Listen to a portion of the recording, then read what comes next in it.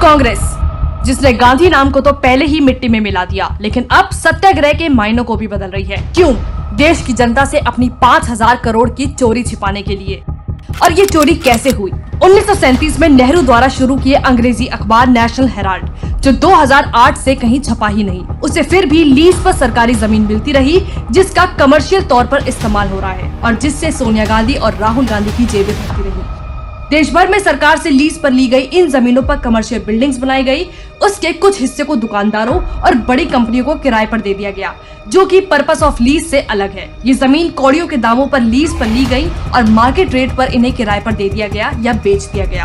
पूरे देश में नेशनल हेराल्ड की कई जमीनें हैं और आज हम उदाहरण के तौर पर आपको केवल 4 शहरों के बारे में बताएंगे, जो भोपाल, मुंबई, लखनऊ और दिल्ली में स्थित हैं।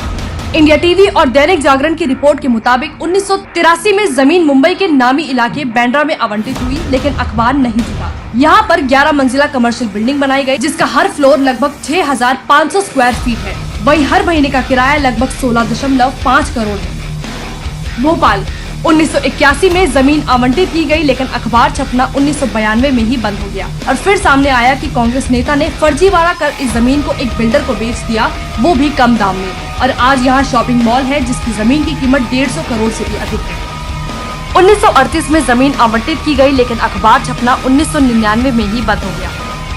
यहाँ 2 एकड़ की जमीन पर 2 बिल्डिंग है। दैनिक जागरण की रिपोर्ट के अनुसार इनमें से एक बिल्डिंग में 207 दुकानें हैं और उनमें से एक शराब की दुकान भी है, जो शाम में मैखाना बच जाती है।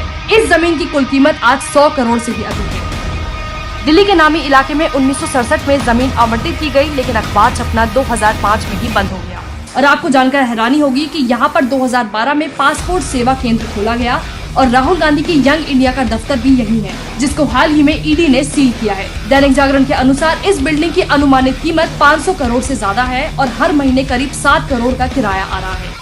ये कीमत केवल 4 शहरों की है, जो कि इंडिया टीवी की तहकीकात में सामने आई। ऐसे अलग अलग शहरों में और भी जमीनें हैं, जहां से आ रहे किराए को गांधी परिवार अपने ऐशो आराम के लिए इस्तेमाल करता आया है। इन माँ बेटों ने न केवल सरकार से झूठ बोलकर जमीन ली, बिल्डिंग बनाकर दुकानदारों को बेचने के लिए भी झूठ बोला, और तो और सरकारी जमीन जो जनता की संपत्ति है, उसका इस्तेमाल अपने निजी स्वार्थ के लिए किया।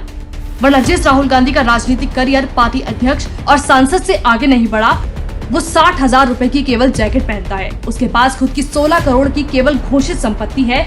आए दिन थाईलैंड या इटली जाता है। सोनिया गांधी यूएस जाकर अपना इलाज करवाती हैं, केवल पार्टी अध्यक्ष होने के नाते। आखिर ये पैसा आया कहां से? इसका सच अब जाकर सबके सामने आया है।